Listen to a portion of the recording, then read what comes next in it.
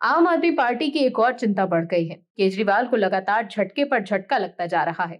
दिल्ली से लेकर पंजाब तक आम आदमी पार्टी की मुश्किलें बढ़ी हुई हैं।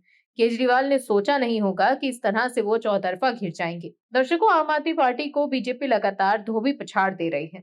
आप जब से दिल्ली में हारी है, तब से उसका राजनीतिक राहुकाल शुरू हो गया है। वो लगातार फंसती ही जा रही है, कभी अपने फैलाए भ्रष्टाचार के जाल में तो कभी बीजेपी की राजनीतिक चाल में।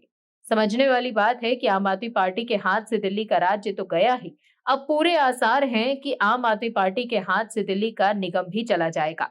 ऐसे में अब आम आदमी पार्टी की बेचैनी बढ़ गई है। दर्शकों, दिल्ली में आम आदमी पार्टी का मेयर है, लेकिन आज के दौर में वो अल्पमत में है और जैसे ही दोबारा चुनाव होंगे अप्रैल में मेयर पद का, आम आदमी पार्टी चुनाव हार सकती है। यही वजह है कि अभी से ही आम आदमी पार्टी के नेता छाती पीटने लगे हैं। बताते हैं आपको निगम का पूरा गणित। दर्शकों, आपको बता दें कि राष्ट्रीय राजधानी में बीजेपी और आम आदमी पार्टी के बीच सियासी घमासान बढ़ता जा रहा है। असेंबली चुनाव में आपको मिली करारी शिकस्त के बाद बीजेपी एक और मोर्चे पर उससे झटका देने की तैयारी कर रही है। दिल्ली नगर निगम के मेयर चुनाव अप्रैल में होने हैं।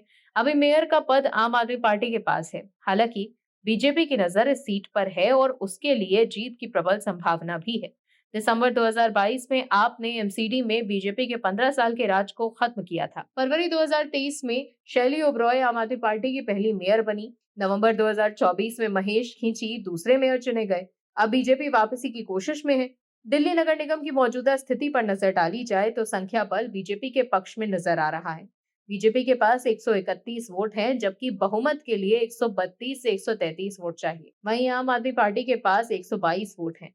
अगर मेयर चुनाव में आम आदमी पार्टी पकड़ बनाए रखे, तो उसे कांग्रेस और एक निर्दलीय पार्षद के समर्थन की जरूरत होगी। ऐसा होने पर आम आदमी पार्टी बहुमत के आंकड़े पर पहुंच सकती है। एमसीडी में कुल 250 वार्ड हैं, इनमें से 12 खाली हैं। बीजेपी के 7 और आम आदमी पार्टी के 4 पार्षद विधायक चुने गए हैं। एक और बीजेपी पार्षद कमलजीत सहरावत जून में लोकसभा चुनाव जीतकर सांसद बन चुकी हैं। ऐसे में खाली सीटों पर चुनाव मेयर इलेक्शन के बाद होंगे। इसीलिए अभी पार्षदों की संख्या 238 है। अध्यक्ष की ओर से मनोनीत 14 विधायकों को भी वोटिंग का अधिकार होगा। 10 सांसद भी मेयर चुनाव में हिस्सा लेंगे। 2022 के एमसीडी चुनाव के बाद आम आदमी पार्टी के 134, बीजेपी के 104, कांग्रेस के 9 और 3 निर्दलीय पार्षद थे। इस बदलाव की वजह से खाली हुई सीटें हैं।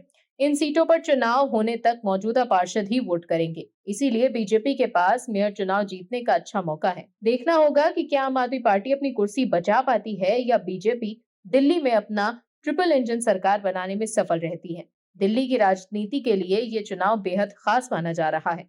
बीजेपी को उम्मीद है कि वो एमसीडी में फिर से वापसी करेगी।